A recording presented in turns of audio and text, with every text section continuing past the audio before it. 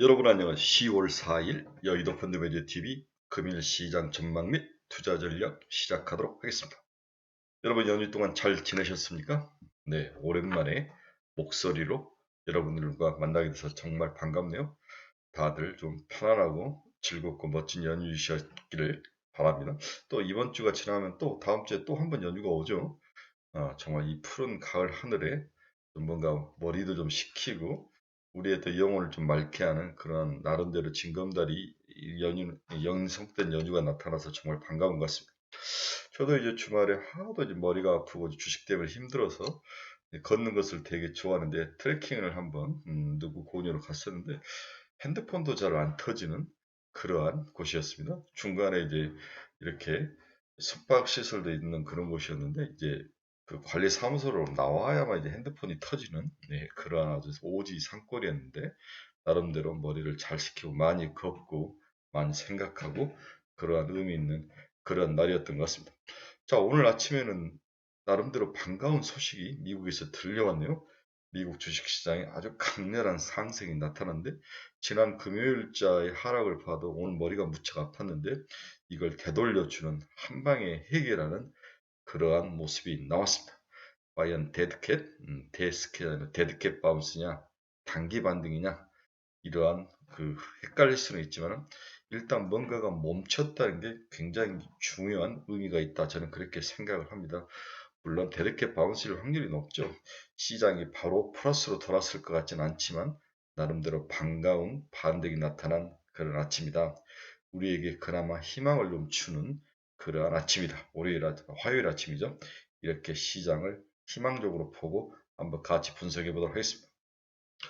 구독, 좋아요 많이 눌러주십시오. 네, 오늘 시장 키포인트 한번 봅시다.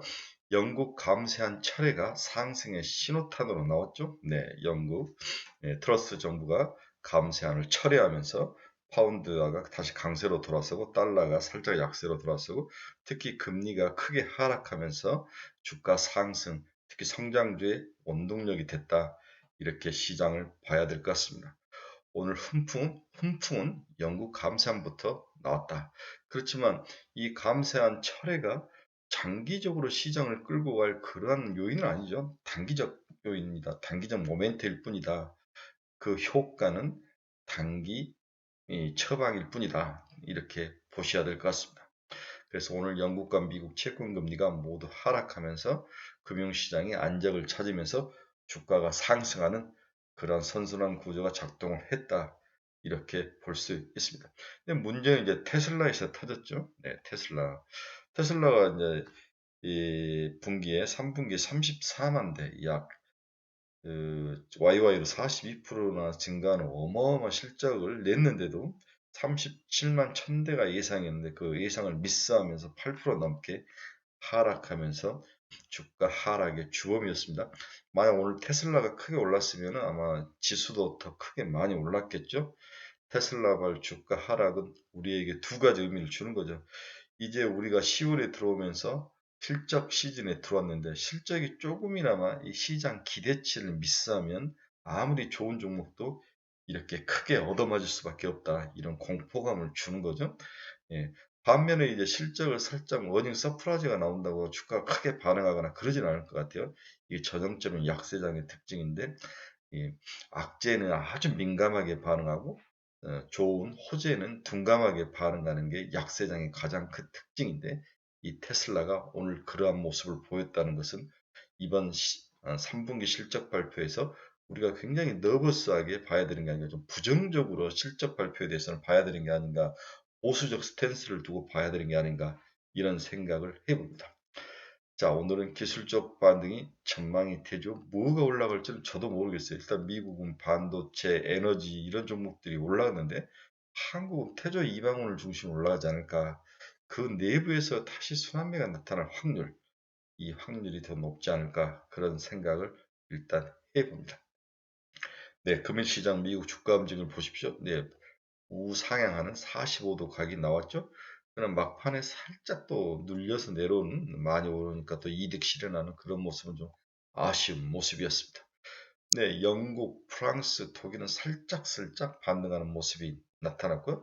중국은 어제 쉬었죠. 일본만 열렸는데 시장이 1.07% 상승하며 마감을 했습니다. 한국경제TV가 전한 글로벌 시장 키포인트 한번 보도록 하겠습니다. 10월 첫 거래일 미국 증시가 상승했다. 국제금리 하락의 영향이 컸다. 미국 ISM 9월 제조업 지수가 PMI 지수가 50.9를 나타냈다. 2020년 5월 이후 최저이다. 이 50이 깨지느냐 마느냐가 굉장히 중요하죠. 많은 애널리스트들이 ISM 지수가 50이 깨진 이후에 숫자가 나타난 이후에 금리를 올린 케이스는 없었다. 긴축을 풀어주는 케이스가 훨씬 많았다는 거죠. 이 PMI 지수가 50.9를 나타내는데 다음 달이면 이제 깨질 확률이 높아 보이는데 이걸 과연 어떻게 볼 것인가. 그 안에 신규 오더라든지 과연 고용지수 이러한 것들을 봐야 되는데 아직 그 숫자는 보지는 못했습니다만은 일단은 경기가 좀 슬로우 다운되는 것, 침체로 가는 것은 확실한 거죠. 이러한 것들이 미국의 금리 인상의 발목을 어느 정도 속도 조절을 할 수 있는 다시 한번 불을 지필 수 있는 그러한 여지가 된다. 이렇게 볼 수 있는 거죠. 미국은 아니라고 고개를 흔들지 모르지만 글로벌 시장이 그렇게 원하면 또 그렇게 갈 수밖에 없는 거죠. 미국 9월 S&P 글로벌 제조 PMI 지수가 52%를 나타냈다. 전월치를 상회하는 수치다. 또 이건 또 올랐네요. S&P 글로벌 제조 PMI 지수는 52를 지수를 기록하면서 또 상승하는 모습을 보였습니다. 서로 왔다리 갔다리 하는 모습이 나타나죠. 그만큼 어느 쪽에서는 오르고 어느 쪽에서 내려가고 편차가 심하다 볼 수 있는 뭘 안에다 넣고 거기에 가중 포인트를 주느냐에 따라서 이 전망 지수라든지 이 지표 경제 지표가 틀리게 나타난다는 게 굉장히 특이한 점이죠. 그만큼 예상하기 힘든 혼돈의 장이다. 경기 침체 지표도 그렇다는 거죠. 유로존 9월 제조 PMI 지수가 48.4를 나타내며 27개월 만에 최저치를 나타냈다. 네, 유로존하고 미국 ISM 제조업 지수는 일단은 미국 글로벌 시장, 미국 패드의 긴축을 좀 완화시키는 그러한 긍정적인 요인으로 작용할 확률이 높아 보인다.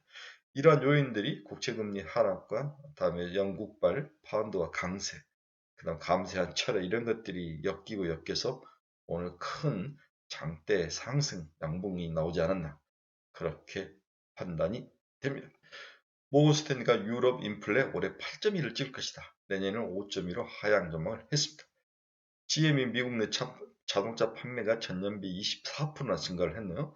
반도체 공급난 완화를 시사하는 좋은 이야기죠. 네, GM이 지금 선전한 거죠. 이제 미국이 GM과 포드를 되살리는 정책을 하는 거죠. 그래서 이번 IRA 2022 법안의 핵심도 GM과 포드를 살리겠다는 거예요. 두 회사의 잃어버린 자존심과 전기차 시장에서의 그 뭐라 그럴까 제조 강국의 모습을 다시 찾아오겠다는 거죠. 여기에 대고 우리나라가 현대차를 봐달라 하는 것은 말이 안 된다는 거죠. GM과 포드의 로비도 만만치 않기 때문에 그날을 살리기 위한 거죠. 법을 만들기 전에 우리 생각을 넣고 실적을 투자 계획이라든지 이런 것들을 발표했어야 되는데 내가 너무 미국을 나이브하게 본 거죠. 뒤통수를 맞았습니다. 예, 크레딧 스위스가 재무건전성 우려의 주가 변동성을 확대하고 있다. 파산 이야기도 나오더라고요. 네, 크레딧 스위스라는 이렇게 좋은 회사도 파산 위험이 나올 정도로 글로벌 시장이 혼돈의 모습을 나타내고 있습니다. 테슬라가 3분기 기대 이하 차량 인도 실적에 주가가 급락했다. 이것은 이미 다 알고 있는 얘기 8% 넘게 급락을 하면서 오늘 우리나라 테슬라 관련된 전기차 관련된 모습을 어둡게 만들고 있는데 반대로 현대차는 미국에서 3% 이상 상승한 모습이 나타나죠. 판매가 GM과 현대의 상승세는 뚜렷하게 나타나고 있습니다. 그나마 긍정적이죠. 그래서 테슬라 관련주들은 좀 뒤통수를 맞을 거로 보이지만 하지만 나쁜 건 아니죠. 기대치를 하회했다는 건데 다시 올라올 거로 저는 개인적으로 그렇게 보고 있습니다. 테슬라를 가지고 계시면 너무 큰 걱정을 하지 않아도 된다. 테슬라와 연예인 걱정은 하지 말아야 되는 거죠.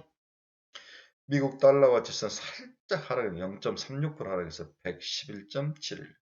네, 전에 114까지 갔던 것 같은데 111.7까지 이 달러가 약세의 모습을 보여준다. 대신 파운드나 다른 국가들의 통화 유로화 등이 강세를 나타냈다는 거죠. 네, 파운드는 1파운드당 1.131달러, 1.0 얼마 달러까지 빠졌다가 다시 달러 약세, 파운드와 강세 이러한 모습으로 나타나고 있습니다. WTI는 4% 넘게 상승했는데 83.23. 오페 플러스가 5일날 회의를 하는데 지난달만큼도 10만 배럴 감산인 지금 100만 배럴 감산을 추진을 하고 있다. 100만 배, 10만 배럴 감산에서 100만 배럴 감산은 차이가 크죠. 이러한 걱정거리들이 WTI 가격을 상승으로 몰고 가고 있는 게 아닌가.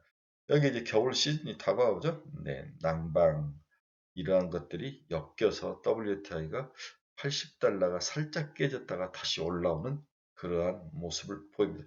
이런 것들 오늘 에너지주들이 전체적으로 상승하는 모습이 나타났죠. 네, 금리 한번 봅시다. 미국 2년은 4.11%, 네, 8.9bp가 하락을 했죠. 미국 10년짜리 국채금리를 한번 봅시다. 3.661까지 하락을 했네요. 14.3bp나 금리가 하락을 했습니다. 네, 미국 금리 하락은 성장주에게는 호재로 작용을 했죠. 그래서 오늘 반도체 관련주들이 조금씩 오르는 모습이 나타나요. 애플도 3% 넘게 올랐죠. 금리 하락의 영향인 것 같습니다. 그동안 시장의 우려를 자아냈던 영국의 10년짜리 금리도 4%대를 뚫고 나오는 3.9870, 네, 이렇게 해서 39bp나 하락하는 3.9bp나 하락하는 그러한 모습을 나타냈습니다. 오늘 미국의 주요 기업 종가 한번 봅시다. 애플은 3.08% 상승했네요. 142.45달러. 그동안 애플로 인해서 가장 많이 두들겨 맞은 게 한국의 LG 이노텍이었죠. BH와 LG 이노텍, 특히 LG 이노텍이 크게 두들겨 맞았는데 오늘은 3, 4% 상승할 확률이 높아 보이네요. 그나마 30만 원이 깨지고 가슴이 아팠는데 빨리 회복을 해야 될 것 같은데 LG 이노텍을 어떻게 해야 될지 정말 머리는 아픕니다. 중장기적 투자자라면 버텨야 되죠. 버텨야 되고 단기 투자자라면 30만 3만 원까지는 기다렸다가 그때 자르고 나오는 것도 좋은 전략이지 않을까. 일단은 10% 정도 바닥을 치고 올라와야 될 것 같습니다. 네, 테슬라가 8.19% 하락해서 243달러.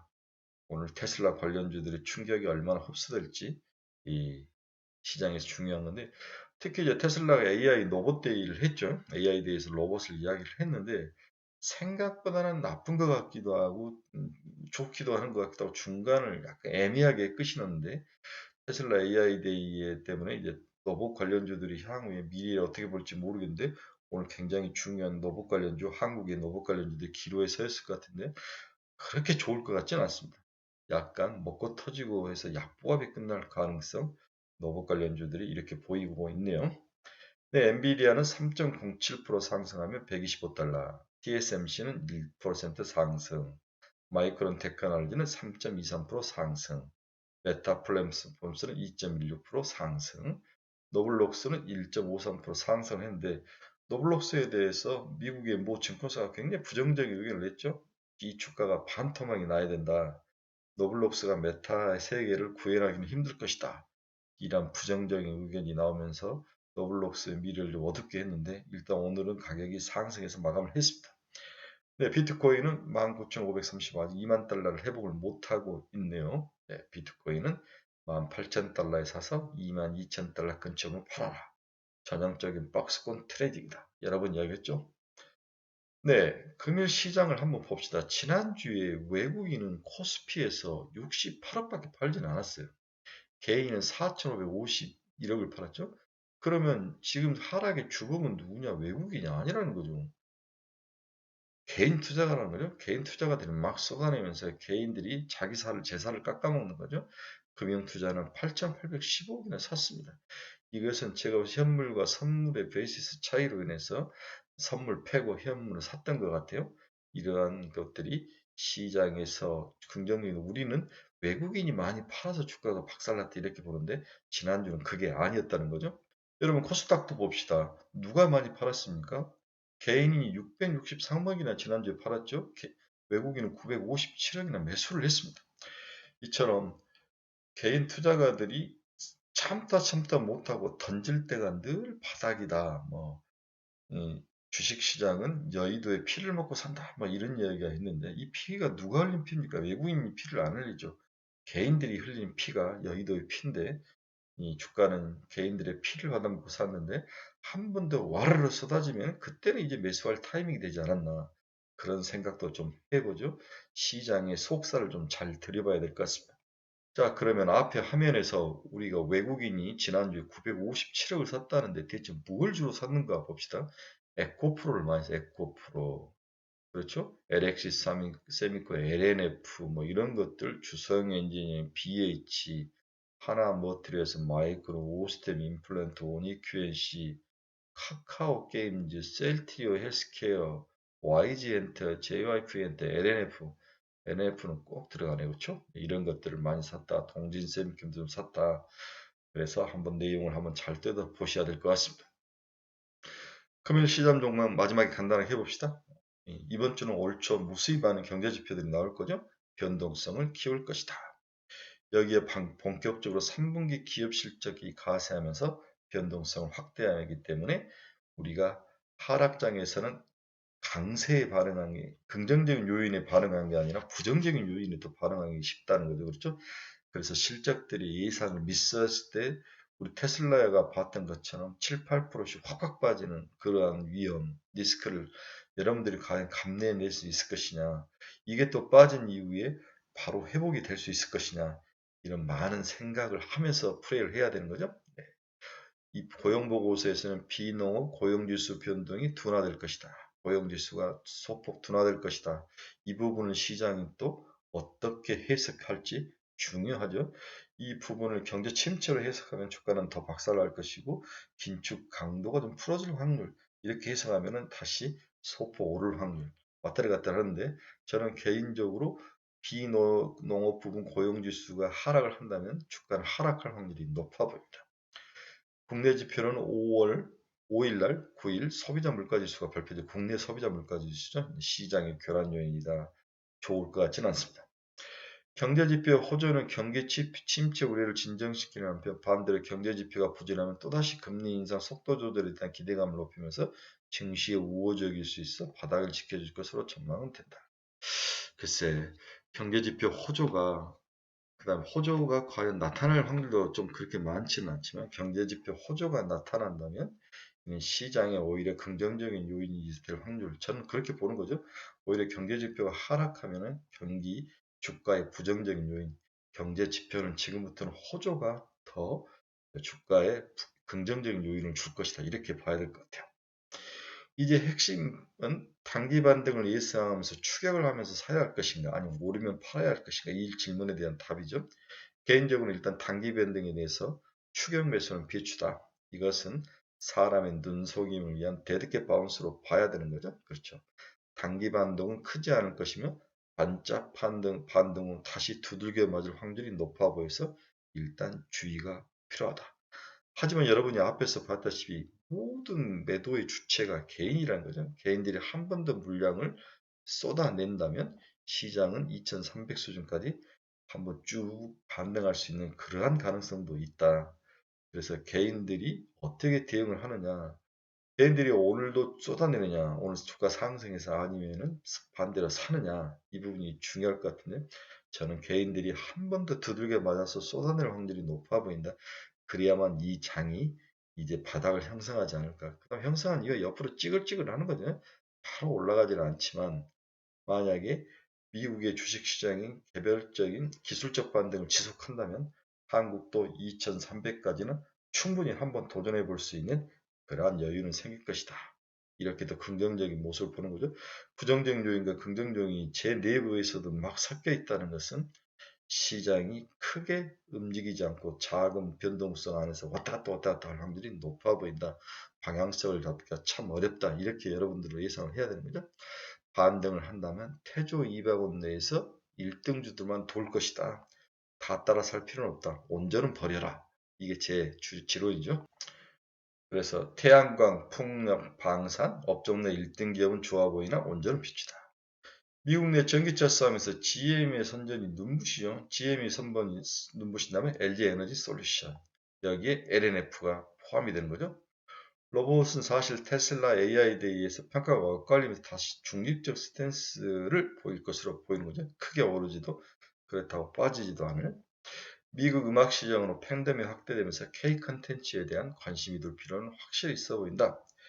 지금 이제 리오픈이 확실히 됐는데 여행과 엔터가 가장 큰 핵심이지 않을까 그런 생각을 해봅니다. 일단 오늘 하루 반등각도를 체크해보는 시간이 필요하면 추격 매수보다는 기존 보유 종목 가격 상승 시 너무 성급한 매도보다는 이번 주는 일단 지속 보유하면서 반등을 누리는 그러한 전략. 일단 이렇게 다 팔 만큼 팔았다. 더 팔 수는 있지만 그 한 번 더 충격은 올 13일 CPI 발표, 그 다음에 11월 미국의 그 패드에 추가적으로 어떤 모습을 스탠스를 나타낼지 어떻게 발언을 해줄지 여기에 걸려 있을 것이다. 그래서 11월 중순까지 일단은 10월 13일까지 다음 주까지는 시장은 먹고 터지고 박스권 안에서 왔다 갔다 할 것이다. 두 번째, 13일에 CPI가 꺾이지 않는다면 시장은 한 번 더 추가 더 폭락할 확률. 이게 이제 마지막 무서운 거라는 거죠. 네, 만약에 CPI가 다시 7자를 보이거나 8자 후반까지 확실히 꺾여준다면 시장은 확실히 반등의 모습을 나타낼 건데 그러지 않을 케이스는 주의를 할 필요가 있다. 이렇게 단기적으로 시장 스탠스를 정리를 해볼 수 있을 것 같습니다. 네, 즐거운 화요일입니다. 네, 미국 시장에서 불러올 그 훈풍이 오늘 우리 한국 시장에도 우리 투자자들에게도 마음을 좀 녹여주는 가을 햇살과 같은 그러한 멋진 훈풍이를 간절히 기도해봅니다. 여러분 감사합니다. 내일 뵙겠습니다.